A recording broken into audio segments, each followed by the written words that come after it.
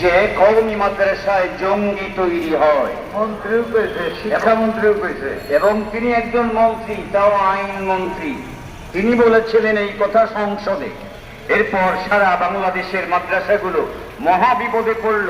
সব জায়গায় বিভিন্ন গোয়েন্দা সংস্থা গিয়ে তাদের কাগজপত্র চায়, আপনাদের আয় উৎস কি, সমস্ত শিক্ষকদের নাম দেন, ছাত্রদের নাম দেন। এইভাবে সমস্ত মাদ্রাসা কর্তৃপক্ষ জানে যে কত হয়রানির ভিতরে ওই মুহূর্তটা কওমি মাদ্রাসা পার করছিল ওই সময়।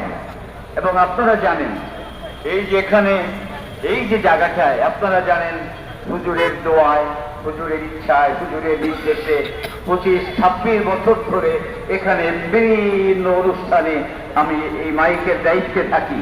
আজ পর্যন্ত দেখি নাই। বহু প্রেসিডেন্ট এখানে আসছে, রানিং প্রেসিডেন্ট আসছে, সাবেক প্রেসিডেন্ট আসছে, বহু আসছে, আপনারা দেখেছেন।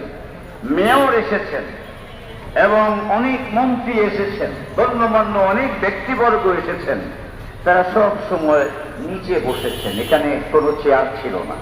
হুজুর দাঁড়িয়ে দাঁড়িয়ে বক্তব্য দিতেন।